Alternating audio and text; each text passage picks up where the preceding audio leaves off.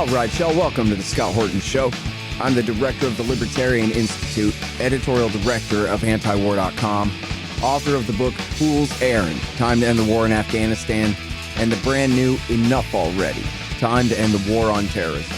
And I've recorded more than 5,500 interviews since 2003, almost all on foreign policy, and all available for you at scotthorton.org.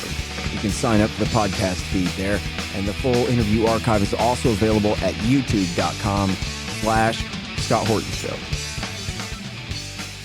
All right, you guys. Up next is Leonard Goodman. He's a lawyer from Chicago and teaches law at DePaul as well. And he's representing the Uhuru Movement, another extremely important free speech case going on right now. Welcome to the show. How you doing? Good. How are you, Scott? I'm doing great. Appreciate you joining us today. So this is, I don't know what it is. Part just free speech case, but part also Russiagate kookery going on here. And, if you think about like the deflation of all the liberals when the Mueller report came out and they got nothing, and now here we are years later and they're like, oh, we got some black leftists. This is like the bastard step grandson of Russiagate, like long after even Ukraine Gate is over and all of that. It's just the craziest thing. So anyway, I'm already editorializing too much. Can you please tell us what in the world is the African People's Socialist Party and why are they going to prison? Well, first of all, hopefully they're not going to prison. And I'm one of the lawyers on the case. There's, I think, 4 other lawyers, really great lawyers that are, I think we're all, working very hard to make sure that our clients are acquitted. And as you say, it's a really troubling, dangerous case. It is an outgrowth of Russiagate. There's no question.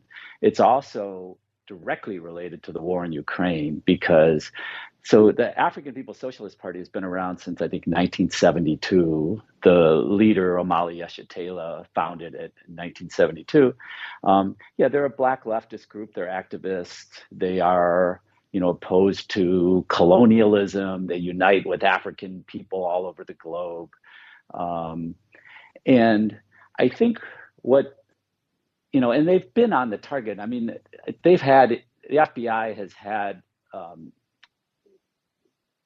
issues with the African People's Socialist Party over the years. But the thing is, they're nonviolent. They have a pretty large following, and they have their own. They have the ability to speak directly to their supporters because they have their own newspaper. They have a radio station, and so they're harder to censor, I would say, which I think is important. They don't have to speak through Google or Facebook. So I think that makes them somewhat of a threat. But yes, they've been critics of the U.S. government for 50 years. This indictment directly challenges their views in support of the war in Ukraine. But those views didn't change.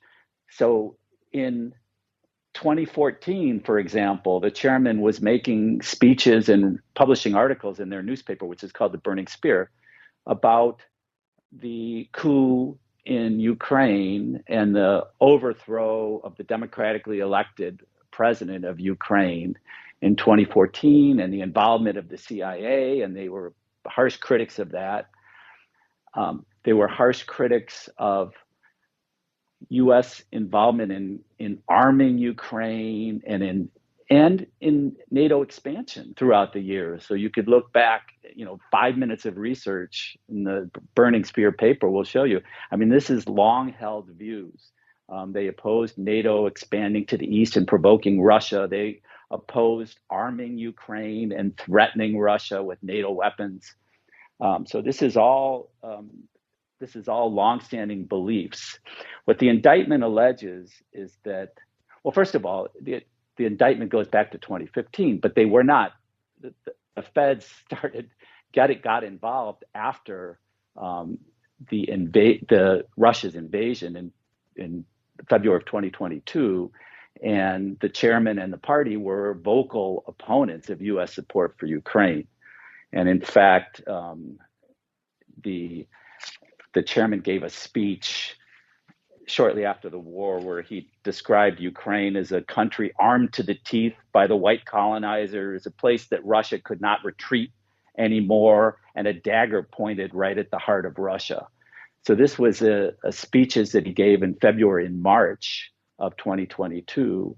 In July, their personal homes and their offices are raided. All of their computers and files are taken. They're raided by armed FBI agents, basically a SWAT team with like grenades, flash grenades. And then shortly after that, they're indicted and charged under this obscure statute, Section 18 USC 951, which charges them with being unregistered Russian agents. And what the indictment alleges is that after the chairman took a trip to Moscow in 2015, after that, he became a Russian agent and was spreading Russian propaganda and disinformation.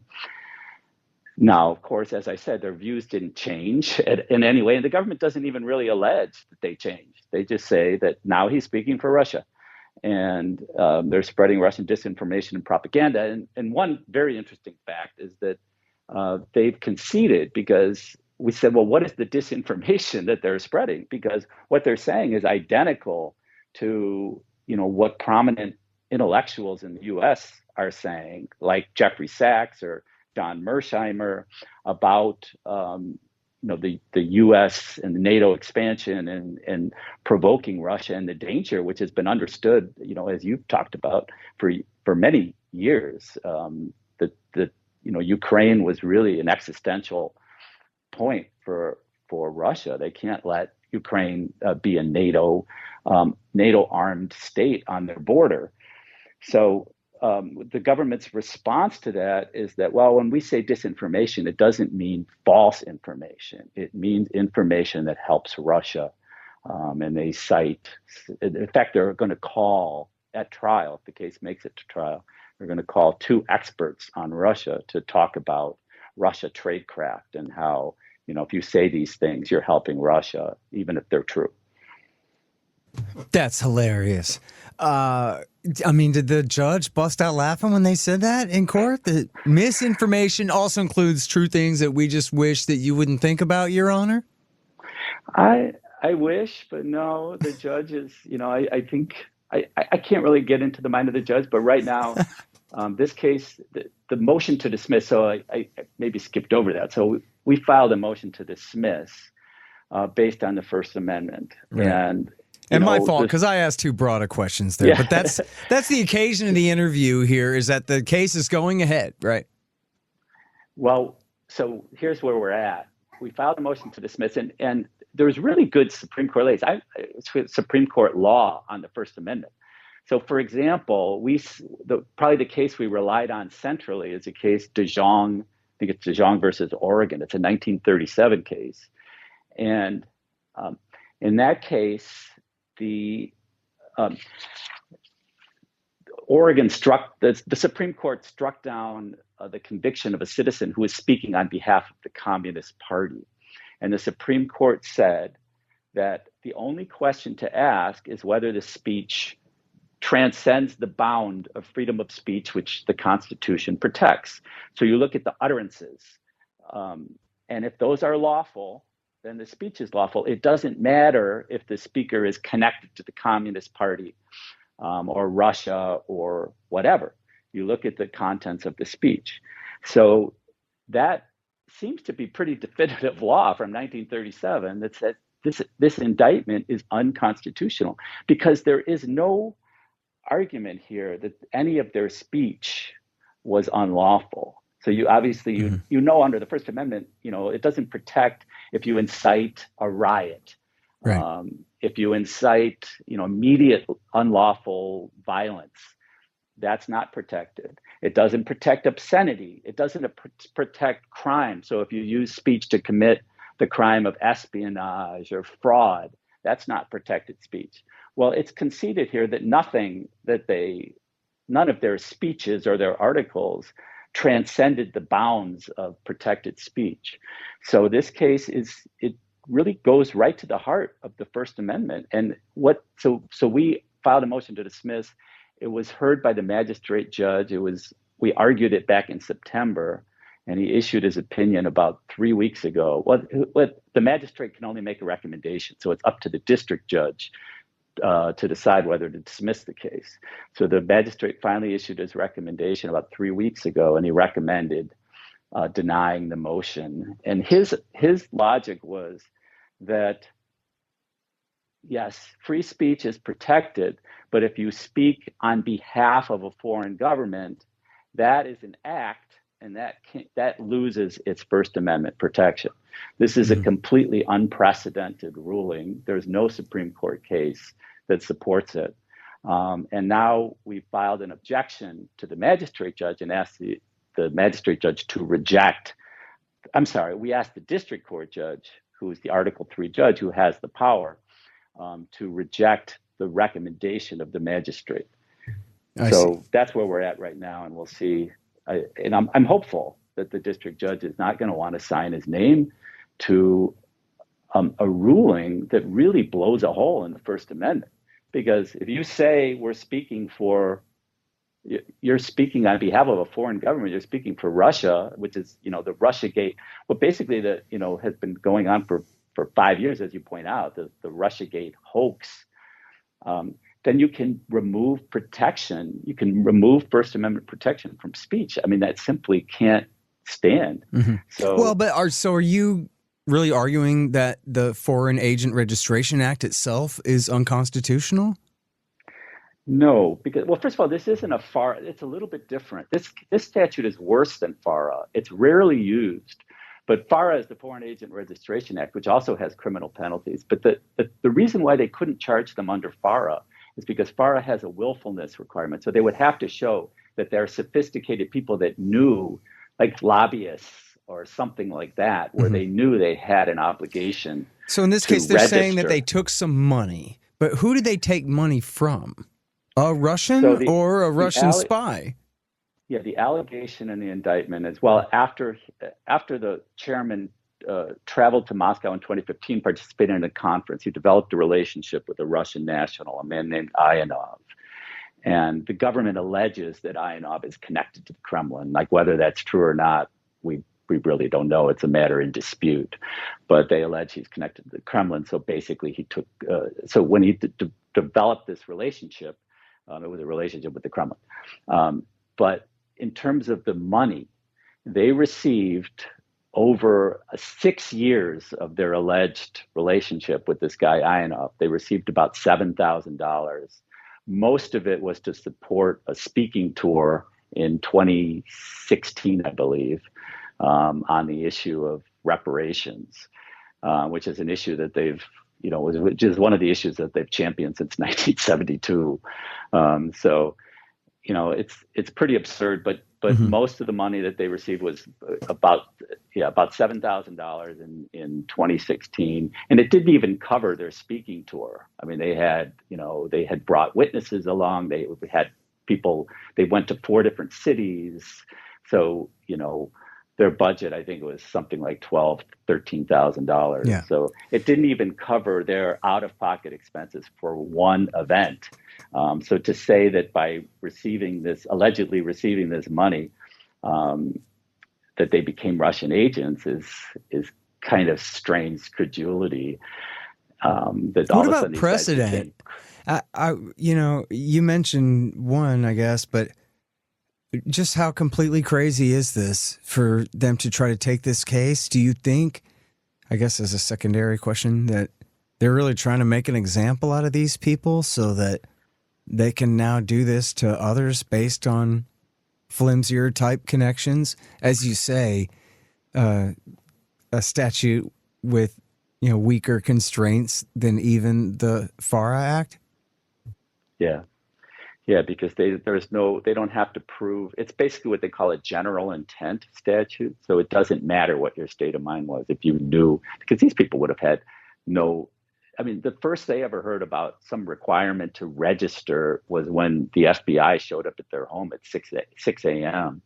you know, and raided their homes. Yeah, So, importantly, in violent SWAT raids, right? correct, Uh-huh. correct. Yeah. So I can't say what the intention is, but it is quite dangerous. And to get around, I mean, the absurdity.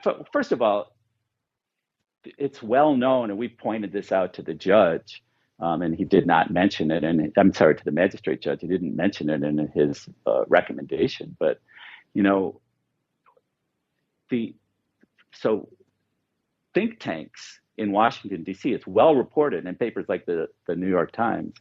They've received tens of millions of dollars from Gulf states governments to publish op-eds and to try to influence public opinion about issues that are important to the donors.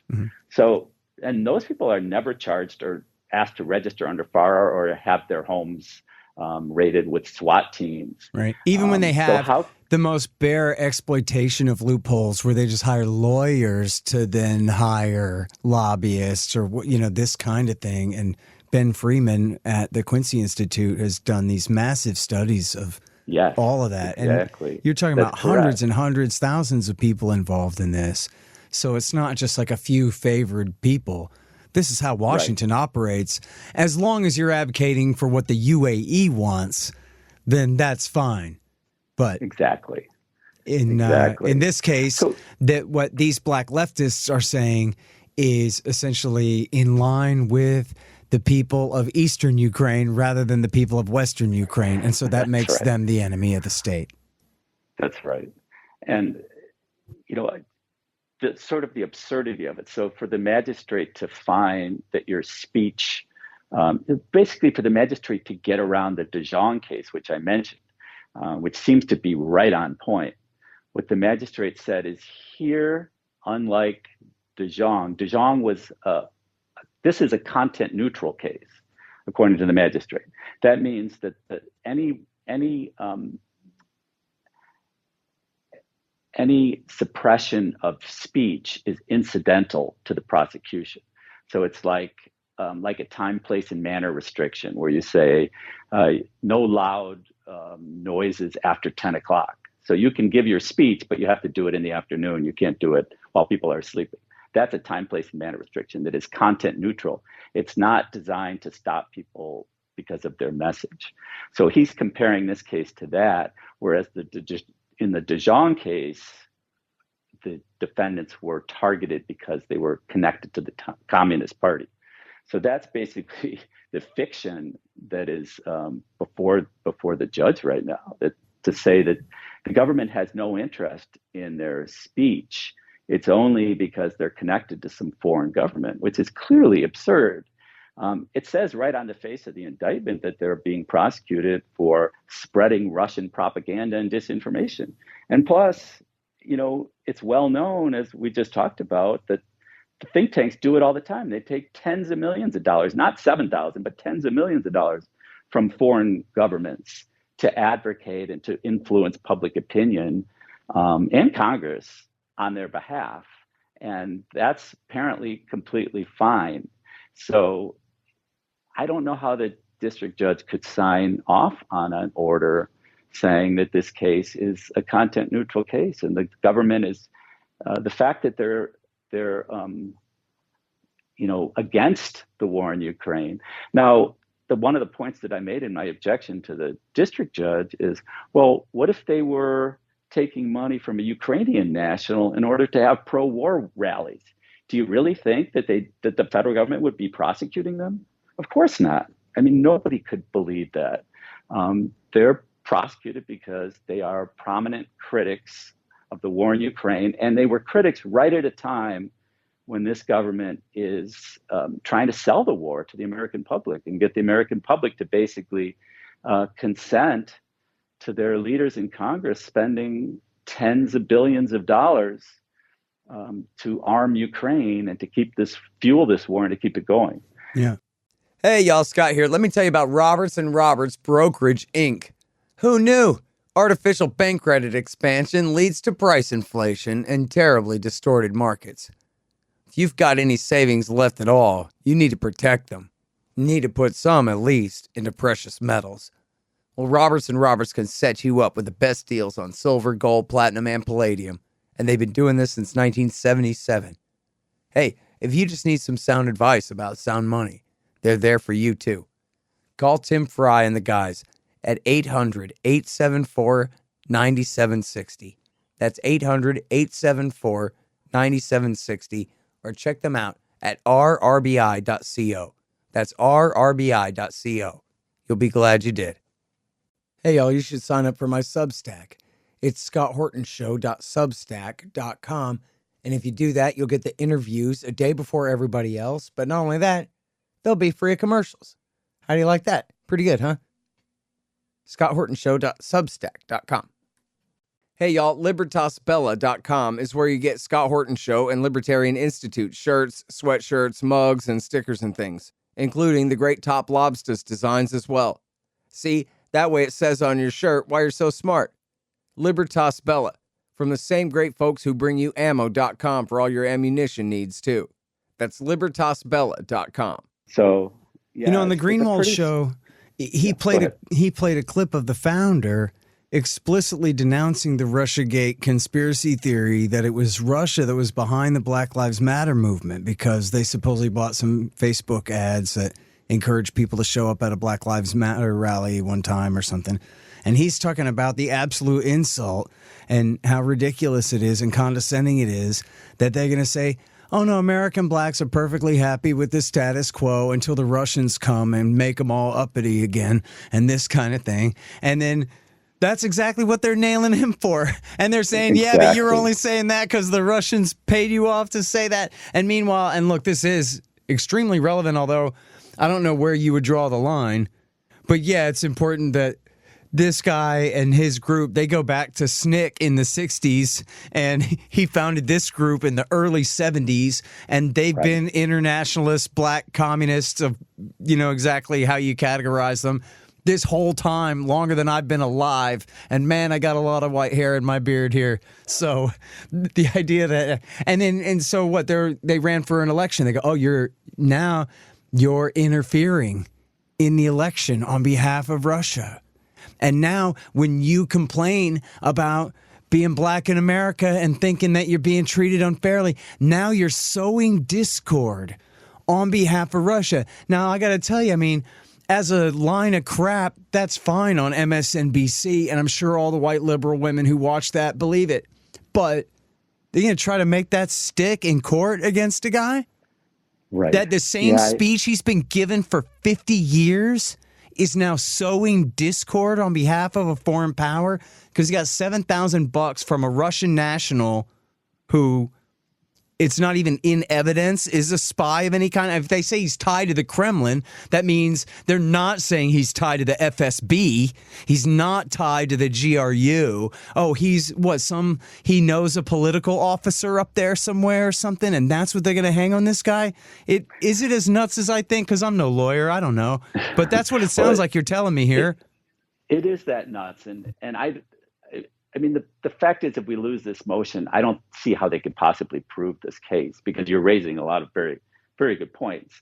But it's a legal matter to get a case dismissed at this stage, to get an indictment dismissed, you basically have to argue that the allegations are false. These guys are not Russian agents. It's absurd. They can't prove that at trial. But if it were true, it still would violate the Constitution to go forward with this prosecution. So for a motion to dismiss, you have to assuming that the allegations in the complaint are true, it still is an unconstitutional prosecution and a dangerous prosecution.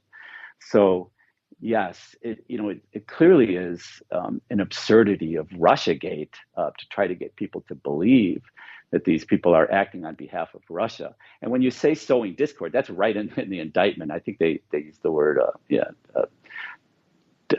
dissidents or something. But that's what activists do, right? I mean, Vietnam War activists were sowing discord in the United States. You make people think about their government and question their leaders and question, why are we in Vietnam? What is the? Are we being told the truth about the progress of the war? Are we being told the truth about why we're there? Are we being told the truth about the reasons we went there? And that's sowing discord in the United if you States. trip out and think about it, that's a pretty broad term, isn't it? Discord. It sure is. Yes. Yeah. Who says there's anything negative about that at all, in fact? I mean, if you're a good activist, isn't that your goal, to get people to think and question? I mean, if you're not causing some sort of discord, then you're probably not doing your job as an activist. Yeah, seriously. Well, and especially if you're a black internationalist, revolutionary communist type, then it would seem like that's kind of part of the program. Right. And that's been legal for a long time. Just look at the Biden White House. They got it going on. Okay, that was a joke. It wasn't that funny. But they are kind of commie. But, and just to correct one thing. Sure.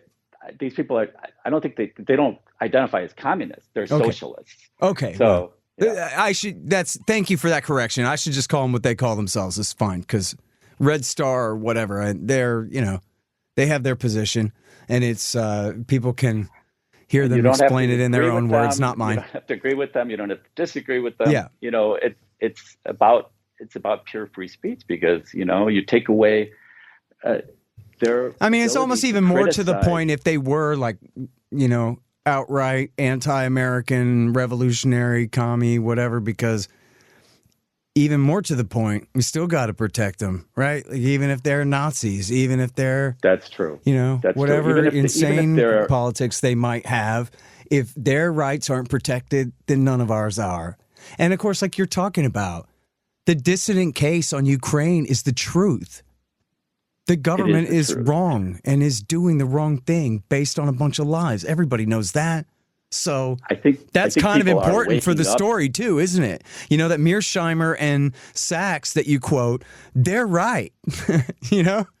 Right. And I think people are starting to, I think the tide is turning, and I think people are starting to realize that they've been misled, since 2022. I mean, it's kind of shocking. You look at the New York Times, and they don't even, when they talk about the Ukraine war, it's an unprovoked invasion in February of 2022. They don't even talk about the background. No, they don't try to educate their readers about the context of this war. And that's what these guys are doing. And I think the reason why, you're right. I mean, you can, under the First Amendment, advocate in theory, the overthrow of the U.S., I suppose. But that is sort of a fine line, because that's how they got around some of the only bad Supreme Court cases that on free speech use sort of the communist threat. And they talk about hearings in Congress and findings in Congress that the Communist Party has at its core the violent overthrow of the United States. And that's sort of how they got around how some of the bad rulings came out, saying that if you are a communist, or if you're supporting the communist ideology, that could create a national security threat. So even if we go there, these guys don't do that. There's no question. They're not advocating for the overthrow of the United States government. They're not advocating for violence. Their rallies are peaceful. So this is really a very stark, I think that's why it's going to be very difficult for the district court judge to sign off on this, to say that, these people are so dangerous in basically having a political opinion about a war that's different from what the Biden administration opinion is. So I think that's what gives me hope that this case won't proceed to trial. And, the Supreme Court has also been clear that just letting this case stand, having it pending, is quite dangerous for free speech. There's cases, I think the Dombrowski case basically makes this point very well, that says just having the case pending is a message to other activists that you better watch what you say, because your home could be raided and you could be on trial in federal court and have to hire lawyers. And so, I think that's why this motion to dismiss is so important, even though I'm confident that we're going to beat this case if it goes to trial in front of a jury. I still think it sets a really dangerous precedent to let it go forward. Yeah. Well, I mean, especially did I hear this right on the Greenwald show that the founder here, Mr. Yeshitela, is 81 years old? He's in his 80s. I'm not sure his exact age. Okay. He's in his 80s. And he's facing how many years in prison? 15 maximum, because the 951 charge is 10-year maximum, and then there's a conspiracy to violate 951, which is another 5. And now, so all right, listen, I mean, I know that this is stupid and wrong, but I got to pretend here. Are you sure there's nothing in their filings that say that these guys really conspired with Russia to sow discord and hurt our country or something? Like, this really is nothing, but they took some money and kept giving the same speeches they always gave, and that's the sum of the case that they intend to bring to trial here. That is what they argue. They do argue that they don't say they conspired. They say they entered, that basically they became Russian agents after he visited Moscow. But they don't explain that in any way other than saying, well, we have a receipt that says he took some money, but we're filling in the rest with our imagination. That They are, but they make the bare allegation. But they don't say, well, Your Honor, we have top secret intercepts that show, but we can't tell you, but trust us, or anything like that. What they cite, they track the language of the statute, which says they're under the direction or control of Russia.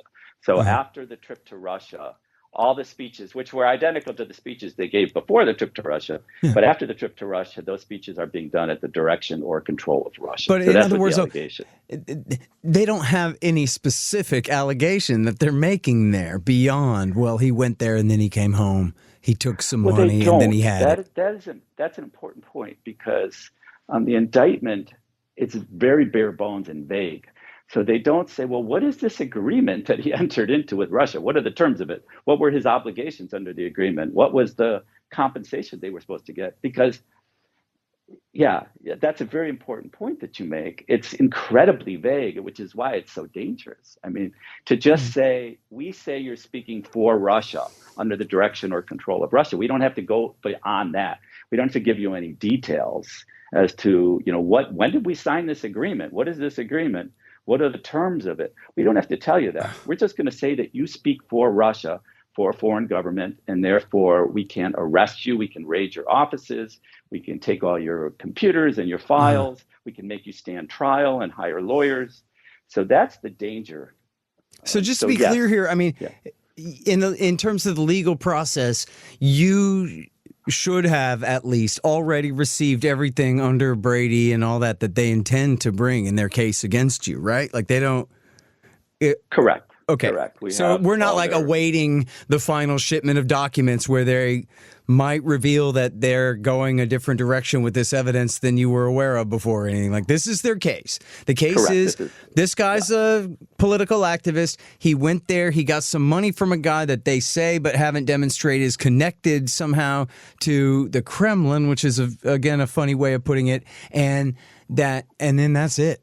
And that's all you need to know. And that, Your Honor, amounts to direction. And this guy should get a life sentence now in the penitentiary, and his two buddies, too. Yeah, that's it. But I want to sort of reiterate that right now we're at a motion to dismiss stage. So I'm not talking about what the evidence is, but you're correct. It's an incredibly weak case. There's no question about that. And I'm, willing to say that on the record.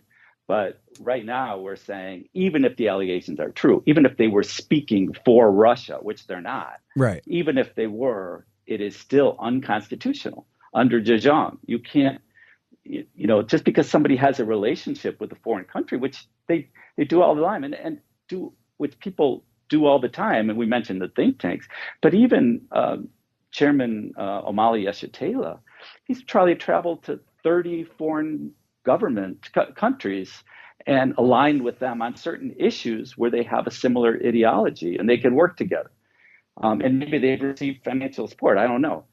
But he's traveled to Spain. He's traveled to Ireland and united with Ireland on certain issues that, were of common interest. So is that illegal? If you have some sort of connection with a foreign government and you align ideologically with them on a certain issue. So that's really where we're at right now. Oh, all And the Israel that's the lobbyists issue in the that's, audience sweating today. No, I'm just kidding. yeah, why would they probably, but like you say, I don't think they have anything to worry about because Right. the positions they take are not a threat to the establishment and to the government. They're not opposing wars and they're not opposing tens of billions of dollars of taxpayer money going to fuel foreign conflicts Yeah. overseas. If they were, they'd probably find themselves in trouble as well. Man, well, these people severely need the presumption of innocence going into this whole thing. I mean, this looks to me like the U.S. government really just lashing out with a vendetta here, trying to make an example out of this group that they take to be weak enough to not be able to fight back and protect themselves, and then to be able to use that precedent against all kinds of different people. You know, I was at a thing one time where a guy came up to us and said, you know, we're really going to have to start taking money from foreign governments to finance our groups well enough that we can really make a difference here. And I was like, get this guy away from me. I don't even want to know what your name is. And I don't even think what he said was illegal. But man, I think that guy's a federal informant and I don't want nothing to do with whatever kind of weird entrapment scheme he's cooking up against me. In fact, I'm going outside to smoke. Like, I just, you know what? Because I'm rightfully paranoid about that kind of thing. And as far as I know, he was a perfectly good guy. And he was actually arguing, hey, everybody else does it. Why do you think Saudi and Turkey and Israel and UAE get their way all the time? It's because they spend so much money in this town, you know? Right, of course. So another reason I got on the plane and came back to Texas. But anyway. Yeah. Well, but the thing is, it is not against the law for an activist group to take money from a foreign government. Now, if you're running for office, if you're running for mayor of St. Petersburg, Florida, you can't take money from a foreign national. But if you're an activist group, you can. There's no law against that. And so that's really not the issue. It's just what the line is that you can't, according to this, you can't be a secret spy. So this statute has only ever been used. I mean, this is another thing that we point out in the motion. I mean, this case is unique. This statute has never been used to go after political speech ever. It's been used to go after secret lobbyists who, like the Rafikian case. In fact, they went after Flynn, his firm, for having a secret deal with Turkey to try to get a Turkish dissident that Erdogan blamed for an attempted coup, and this guy was living in Pennsylvania, and so they hired this firm to use its connections to try and get the government to extradite this person. That's the Rafikian case. So that's a straight action item lobbyist. Our case is nothing like that. This is a pure political speech case. These people have no connections. They have no insider connections. Their clients they're not being funded by their clients in any way other than, what I told you, the allegation of receiving trivial amounts of money over 6 years. And as you say, there's no connected crime, like then they had to launder that money or any kind of thing like that. Nothing. No, yeah. These people are, no, there's no allegation of fraud or any sort of impropriety. These people are pure activists, pure ideological actors. And the other thing that's important, that you mentioned is, well, I think the government maybe believed that they would be easy pickings. Part of the reason is that because they're critics of both the Democrats and the Republicans, I think no one really comes to their aid other than, people like you in the media that will shed some light on this case. But the New York Times has had no interest in it, mainstream media, because they're harsh critics of the Biden administration and harsh critics of the Democratic Party and the Republican Party. So they don't, they don't have a lot of a real voice. And so maybe the government feels like they can shut them down. And stop the message that they're trying to spread among their activists. Yeah. Well, listen, it's heroic work that you're doing here, and you serve as a great example to others that, you know what? If people don't do the work, it doesn't get done. Somebody's got to show up and represent these people in court, or they're going to get nailed. And so it's really important what you're doing, and for all the other lawyers who are helping you and whoever's helping to contribute to that, it's a big deal. And because it's all of our necks up there on the chopping block, simple as that. We either have a First Amendment or we don't. Well, I say the same to you, Scott. Important work, and shedding light on this, because it is an important case. And if you care about the First Amendment, whether you like these people or not, this is a really dangerous precedent that the government would be setting if this case is allowed to go forward. So thank you for having me on and your attention to it. Yep, absolutely. All right. Well, thanks a lot for coming on. Appreciate you. Okay, Scott. Bye-bye. All right, you guys, that is Leonard Goodman. He is an attorney in Chicago and a professor at DePaul, representing the Uhuru 3. The Scott Horton Show, Antiwar Radio, can be heard on KPFK 90.7 FM in LA, APSradio.com, antiwar.com, scotthorton.org, and libertarianinstitute.org.